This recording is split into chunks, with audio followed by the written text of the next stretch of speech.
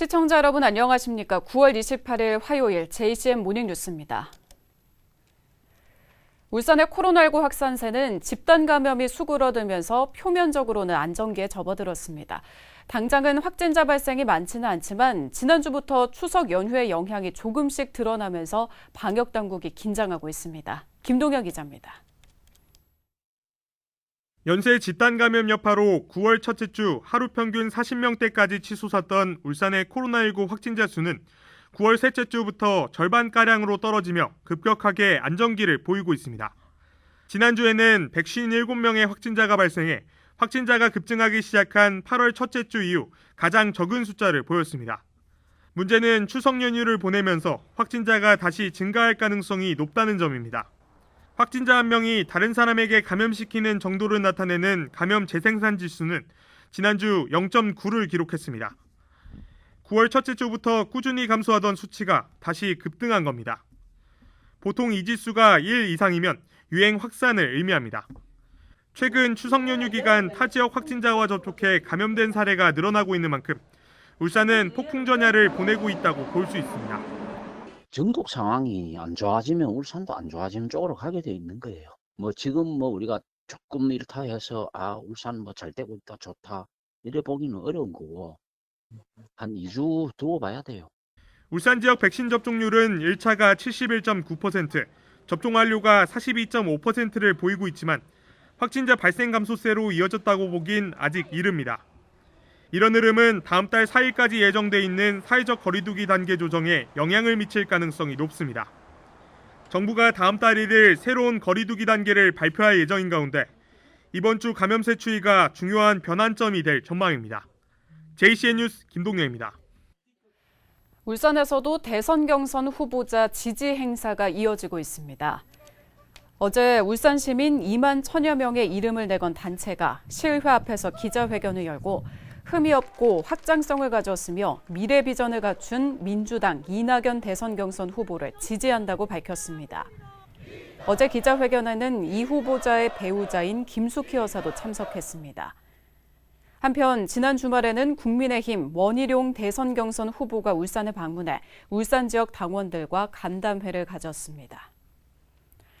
다음 달 18일에 실시되는 울산시 체육회장 재선거를 앞두고 울산시 선거관리위원회가 오늘 입후보 안내 설명회를 개최합니다. 이번 설명회는 후보자 등록일인 다음 달 7일과 8일 이틀간 이루어지는 후보자 등록 시 필요한 구비 서류와 등록 신청서 작성 방법에 대한 설명, 선거운동 방법 등을 안내합니다. 시 선관위는 다음 달 9일부터 17일 자정까지 선거운동을 할 수 있고 선거운동은 후보자만 할 수 있다고 밝혔습니다. 중구청이 지역 최초로 군복무 중 불의의 사고를 당한 청년과 가족에게 상해 치료비와 보상금 등을 지원하기 위한 군복무 청년 상해보험 지원 조례를 제정했습니다. 지원 대상은 중구에 주민등록을 둔 군복무 중인 청년으로 입영 시 자동 가입되고 전역하면 자동 해제됩니다. 중구청은 예산 5,800여만 원을 투입해 내년부터 군복무 중 상해를 입은 청년들에게 보험료를 지원할 계획입니다. 이따른 현대중공업 산재 사고와 관련해 16명이 무더기로 기소된 사건의 첫 재판이 어제 열렸습니다. 사고 예방을 위해 안전조치를 얼마나 충실히 했느냐를 놓고 첫 공판부터 검찰과 변호인단이 팽팽한 공방을 벌였는데요. 한영석 사장은 책임에 통감하며 산재 예방을 위해 최선을 다하겠다고 말했습니다. 구현희 기자가 보도합니다. 연이은 중대재해 사건과 관련해 법정에 서게 된 현대중공업 전현직 임직원들이 변호인들과 함께 모습을 드러냅니다. 현대중공업에서는 지난 2019년 9월부터 지난해 5월까지 5명의 노동자가 작업 중에 숨졌습니다. 추락이나 끼임, 가스 질식 등으로 인한 재해 사고였습니다. 검찰은 현대중공업 전현직 임원과 안전책임자, 협력사 대표 등 16명을 무더기로 재판에 넘겼습니다. 다만 한영석 사장은 중대재해와 별개로 600여 건의 안전보건조치 의무를 위반한 혐의로만 기소됐습니다. 변호인단은 해당 혐의는 인정하면서도 4건의 중대재해 관련 안전보건조치 위반과 업무상 과실 혐의는 대부분 부인했습니다. 특히 검찰이 연관성이 없는 각각의 중대재해를 하나의 사건인 것처럼 공소장을 작성하고 한영석 사장까지 무리하게 엮어 기소했다고 주장했습니다. 그러니까 공소장에 기소된 조치 의무 이행이 안 된 부분에 대해서는 대표이사 책임이 있다. 뭐 그런데 그거하고 이 사망 사고하고 상관이 있는 부분이 아니에요. 검찰은 혐의를 모두 인정한 한영석 사장에 대해 벌금 2천만 원을 구형했습니다. 한 사장은 안전을 최우선으로 삼고 사고 예방을 위해 노력해왔지만 잇따른 안전사고가 발생한 데 따른 책임을 통감한다며 유가족들에게 죄송하고 불행한 사고가 되풀이되지 않도록 최선을 다하겠다고 말했습니다. 한편 재판에 앞서 전국금속노조 등은 이번 사건의 책임자들에 대해 엄중 처벌을 촉구했습니다. 다음 재판은 2달 뒤 열리는 가운데 중대재해기업처벌법 시행을 앞두고 열린 이번 재판 결과에 관심이 쏠리고 있습니다. JCN 뉴스 구현입니다. 울산시가 울산 미포 국가산업단지 내 미포지구 산단 조성 사업을 본격적으로 추진합니다. 미포지구는 33만 2천 제곱미터 규모이며 울산도시공사가 805억 원을 투입해 내년 1월 착공에 들어가 2024년 완공할 예정입니다. 산업용지는 일반 분양 방식으로 공급되며 유치 업종은 운송장비 제조업과 전기, 전자, 일반기계 제조업 등입니다. 울산시는 최근 교통과 재해, 환경영향평가 등 사전 행정 절차를 완료했습니다. 어제 낮 12시 3분쯤 부산 울산 간 고속도로 울산 방향 장안나들목 부근에서 30대 운전자가 몰던 1.2톤 트럭이 넘어지면서 차량에서 화재가 발생했습니다. 불은 20여 분 만에 꺼졌지만 운전자가 빠져나오지 못하고 숨진 채 발견됐습니다. 운전자는 사고 당시 페인트를 싣고 이동 중이었으며 경찰은 정확한 사고 원인 등을 조사하고 있습니다. 허위 문서로 대기업이 하청업체에 지급하는 경영지원금 수십억 원을 가로챈 업체 대표에게 실형이 선고됐습니다. 울산지법 박현배 부장판사는 사기와 공문서 위조 등의 혐의로 기소된 하청업체 대표 A씨에게 징역 2년 6개월을 선고했습니다. A씨는 원청인 대기업이 하청업체에 지급하는 경영지원금을 받기 위해 허위로 서류를 꾸며 3년간 30억 원 넘게 타낸 혐의를 받고 있습니다. 이광현 앵커의 이슈인 뉴스 시간입니다. 여야의 대선 경선 후보들이 잇따라 울산을 방문하고 있습니다. 오늘 이슈인 뉴스에서 울산을 방문한 원희룡 국민의힘 대선 경선 후보와 이야기 나눠봤습니다.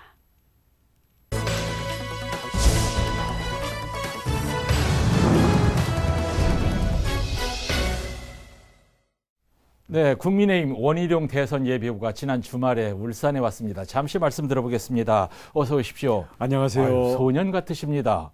감사합니다. 네, 지금 제주지사를 사직하시고 요즘 제주에 계십니까? 서울에 계십니까? 예, 우리 국민의힘 경선에 전념하느라고 서울에 주로 가셔야죠. 있습니다. 그렇죠. 제주에서 서울 가기는 쉬워도 제주에서 울산 오기는 참 힘든데 이렇게 오셨어요. 그동안 울산에 몇 번이나 왔다 가셨습니까? 수십 번 왔다 가는 것 같습니다. 그래요? 예. 저만 몰랐군요. 아니, 과거 어릴 때는 여행차 왔었고요. 근래에는 뭐 우리 김기현, 우리 박승민 의원님이라든가 제 아주 절친 분들이 계시니까 이런저런 일로 오게 됩니다. 예, 울산에는 말이죠. 네. 호남, 충청, 강원 향후에서 네 번째로 많은 3만 명이 넘는 제주 향후들이 살고 있고 육지에서 해녀가 가장 많은 곳이 울산인데 울산 해녀 대부분이 제주 출신이십니다. 낯설어 하실까봐 쫄지 말라고 드리는 말씀이고요. 우리 울산에 제주 분들도 많이 와 있고요. 제주 도민들도 울산 좋아합니다. 예, 그렇습니다.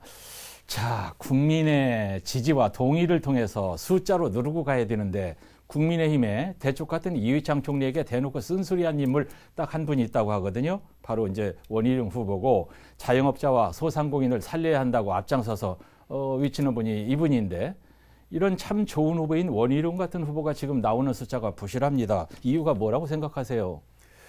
제가 그만큼 국민들에게 이거다라고 좀 다가가는 게 좀 부족하겠죠. 좀 제주도에 가 있던 시간도 있었고요. 과거에 소장 개혁파로 이미지를 많이 간직하고 계시는데 그 부분이 시간이 지나면서 좀 흐려져 있는 있는 것도 같아요. 예. 이제 원인은 분석하셨고 그럼 어떻게 하셔야 됩니까? 예, 제가 그동안 20년 동안 한나라당 개혁파로서 정치 경험도 쌓았고 제주지사로서 작은 국가를 경험한 경험이 있잖아요. 이런 것들을 가지고 현재 코로나나 그 이후에 대한민국 어려운 거기에 예. 어떻게 도움이 될 수 있는지 예. 또 국민들에게 어떤 일을 할 수 있는지 이게 잘 어필이 돼야 되겠죠. 네. 고민 많이 하고 준비 많이 하고 있으니까 예, 앞으로 시간이 있습니다. 좋습니다. 네. 우리 국민들이 이제 정치와 정치인을 좀 나쁜 이미지로 보는 선입관이 있는 것 같은데 지금 후보들이 하는 것을 보면 새롭고 좋은 컨텐츠는 제시하지 않고 수단 방법 안 가리고 큰 소리만 질러대고 있는데 자, 학력고사 1등 하셨잖아요. 전국 1등 하셨잖아요. 쑥스럽습니까? 예, 이런 원희룡 후보의 컨텐츠를 소개할 필요가 있을 것 같아요. 차별화된 컨텐츠 소개해 보시죠. 저는 저희 모든 정책들을 국가가 해야 될 일과 하지 말아야 될 일을 명확히 구분을 해야 된다. 예. 이게 문재인 정부의 실패도 예. 국가가 할 일은 안 하고 하지 말아야 될 일을 하기 때문이거든요. 예. 하지 말아야 될 일들은 예를 들어서 최저임금이나 주 52시간을 너무 과격하게 한다든지 예. 이렇게 해서 또 규제 천국을 만들어가서 정권이나 정치가 모든 걸 통제하겠다. 예. 이러다 보니까 예. 경제는 활력을 잃고 내로남불 불공정이 판을 치고 있지 않습니까? 예. 이런 점을 전부 되돌려서 바로 잡아야 되고요. 국가가 해야 될 일은 예. 부모 찬스가 없는 젊은이들 또 서민들에게도 예. 내 집 마련 또 일자리 또 아이 낳고 키우는데 국가가 정확한 도움을 줘야 되겠다. 그래서 네. 저는 그래서 국가 찬스 정책으로 제시하고 있습니다. 예. 이제 지금 말씀하신 내용을 핵심 정책에 담고 대선 공약을 많이 만드셨을 텐데 대표적인 대선 공약 한 2가지만 말씀을 하실까요? 우선은 지금 코로나 때문에 자영업자와 소상공인들이 예. 지금 하루하루 적자가 쌓여가고 있고 예. 정말 극단적인 선택을 고민하는 분들도 많거든요. 네. 코로나로 인한 소상공인 자영업자들은 예. 전쟁에서의 말하자면 부상병인데 예. 이들을 먼저 살리고 치유해야 됩니다. 그래서 예. 코로나 회복자금 100조를 조성해서 손실도 보상해주고 예. 앞으로의 경쟁력을 보완을 해주자. 이게 제 1호 공약이고요. 예. 두 번째 공약은 지금 내 집 마련을 포기하다 보니까 예. 우리 특히 젊은이들이 미래의 인생에 대해서 모든 것을 포기하고 있는 그런 상황입니다. 예. 그래서 제 내 집 마련에 대한 국가의 지원은 뭐 나중에 뭐 집을 반값에 주겠다 이런 것들이 아니라 예. 지금 우리 젊은 무주택자들이 집을 선택을 하면 그 절반에 대해서 국가가 투자를 해주겠다. 예. 2분의 1씩 공유를 하자라는 거죠. 예. 그렇게 해서 나중에 돈이 모아지면 국가 지분을 개인이 인수를 해가고요. 예. 만약 돈이 안 모아지면 거기에서 거주만 하면 되겠죠. 예. 이렇게 해서 저희가 국가가 부모로부터 집을 물려받지 못하는 사람에게도 내 집 마련할 수 있는 그 절반의 네. 지분 투자를 하겠다. 예. 그래서 그에 대한 예산 계획까지 예. 전부 다 세워놨고요. 예. 전문가들이 예. 가장 현실성이 있고 예. 지금 당장 적용할 수 있는 공약으로 높이 평가받고 있습니다. 하나만 더 하죠. 하나만 더 하면요. 지금 젊은이들이 네. 대학에 뭐 반값 등록금 하고 있는 이건 대학 간 사람만 혜택을 받고 있거든요. 예. 예. 모든 청년에게 10년간 2천만 원에 해당하는 청년 교육 카드를 줘서 예. 대학 등록금으로 쓰든지 아니면 직업 훈련으로 쓰든지 네. 창업 준비로 쓰든지 해서 우리 젊은 청년들이 일자리로 연결되는 데 있어서도 국가가 예. 예. 연결하는 사다리를 놔두자. 예. 이것은 청년 교육 카드라는 정책으로 이미 공약 발표를 했습니다. 예, 상당히 구체적입니다. 이제 제주특별자치도지사를 하시면서 수도권과 비수도권의 불균형을 누구보다도 실감을 하셨을 거란 말이죠. 지역균형 발전 어떻게 해야 된다고 생각하세요? 저는 지금 수도권은 너무 비대하고요. 예. 지방은 영양분이 빠져나가면서 골다공증입니다. 그럼 영양분은 뭐냐면 산업이 들어와야 되고요. 예. 그러려면은 미래의 유망한 기술들이 들어와야 되고 예. 거기에 따른 인재들이 들어와야 됩니다. 근데 이게 들어오려면은 현재로는 가장 필요한 게 규제에 대한 예. 이 그 완화 권한을 줘야 돼요. 네. 그래서 자 울산이면 뭐 수소다 아니면 미래의 자율자동차다 미래의 IT 산업이다 미래에 잘 나갈 수 있는 산업에 대한 예. 기술과 기업과 인재들이 올 수 있는 그 규제를 완화해주고 예. 여기에 대해서 국가가 대폭적인 지원을 해줘야 되겠죠. 예. 단순히 혁신도시라는 예. 공공기관 건물과 공무원 몇 명이 와서는 이 형식적으로만 되지 예. 실제로 그 어떤 성장 동력이 안 되거든요. 예. 그런 점에서는 각 지역의 성장 동력을 키울 수 있는 기술과 산업과 인력 예. 그리고 이걸 뒷받침할 수 있는 예. 획기적인 규제 완화 네. 이것을 각 지역의 특색을 살려서 예. 줘야 된다고 생각합니다. 예. 이제 정부가 전기요금 인상한다니까 문재인 대통령이 전기요금 물어내라 그러셨던데 울산은 원전으로 둘러싸인 지역이라서 원전 문제 아주 민감하거든요. 원전 문제 후보께서는 어떤 입장이세요? 원전은 우리 유럽도 그렇고 미국도 그렇고 네. 앞으로 탄소를 줄일 수 있는 그런 산업으로서 유지는 해야 됩니다. 예. 근데 기존에 너무나 크게 지었고요. 그러니까 앞으로는 소형 원자로 쪽으로 이동을 하면서 이걸 수출까지 해야 되고 예. 또 원자력이 오래되다 보니까 원자력에 대한 폐기물이라든지 네. 원자력을 해체하는 예. 이런 산업까지도 있는 거거든요. 네. 이런 것들은 미래의 세계적인 산업이 될 수 있기 때문에 그동안 원자력 때문에 울산 주변 지역에서 희생을 많이 했지 않습니까? 예. 여기에 대해서 미래 산업과 일자리를 만들 수 있는 쪽으로 네. 원자력에 대한 전환과 새로운 부흥을 예. 이 지역에다가 지원을 해야 된다고 생각합니다. 예. 자, 울산 시민 그리고 제주 도민 또 제주 출신 해녀 여러분께 희망의 메시지 한 말씀 드리고 마치겠습니다. 네, 코로나로 전국이 어렵습니다. 네. 특히 울산은 그동안 조선이나 자동차나 석유화학 이런 대한민국을 이끌어온 전통 산업이 이제는 예. 새로운 기술로 전환을 해야 되는 시대가 있는데요. 예. 울산이 침체한다면 대한민국 모두가 가라앉는 겁니다. 네. 그래서 저는 울산은 절대로 포기하면 안 되고요. 예. 울산 시민들께서도 용기를 가지고 예. 앞으로 미래에 대해서 좀 더 도전적이고 미래지향적으로 예. 임해 주시기 바라겠고 예. 이 새로운 정권 교체를 통해서 예. 울산 지역의 경제도 대한민국의 산업화의 심장으로 다시 예. 자리매김할 수 있는 예. 획기적인 예. 이 지역 특색 발전 대책을 세워야 된다고 생각합니다. 예. 제가 거기 앞장설 테니까요. 예. 함께 힘을 합치십시다. 희망의 메시지까지. 자, 주말에 울산을 방문한 국민의힘 원희룡 대선 예비 후보와 말씀 나눴습니다. 시간 내주셔서 감사합니다. 감사합니다. 김범수 마취통증의학과 의원 김범수 원장이 지역 복지를 위해 사용해달라며 물풀의 복지재단에 500만 원을 기부했습니다. 물풀의 복지재단은 전달받은 기부금 500만 원을 지역 내 미혼모 시설과 장애인 복지 등을 위해 사용할 예정입니다. 울산 암곽화 박물관이 암곽화 발견 50주년을 맞아 10월부터 12월까지 다양한 행사를 진행합니다. 박물관은 10월 26일부터 개관 이후 수집한 세계 각국의 암곽화 사진을 소개하는 사진전을 개최하고 10월 29일부터 31일까지는 가족 단위 관람객들을 위한 그림 그리기와 열쇠고리 만들기 등의 체험 행사를 진행할 예정입니다. 또 11월에는 신석기 시대 사람들의 생활을 조명한 특별기획전 대곡천 사냥꾼이, 12월에는 암곽화 발견 50주년을 기념한 국제학술대회가 개최됩니다. 울산 지역 초중고 학생의 학업 중단율이 7년 연속으로 전국 최저 수준을 기록한 것으로 나타났습니다. 울산시 교육청은 최근 교육부가 발표한 2020학년도 전국 학업 중단 학생 현황에서 울산은 전체 학생 대비 학업 중단율 0.35%, 부적응 사유 학업 중단율 0.22%를 기록했다고 밝혔습니다. 이는 전국 평균 학업 중단율 0.6%, 부적응 사유 학업 중단율 0.38%보다 매우 낮은 것으로 울산은 지난 2014년부터 7년 연속 전국에서 가장 낮은 비율을 보이고 있습니다.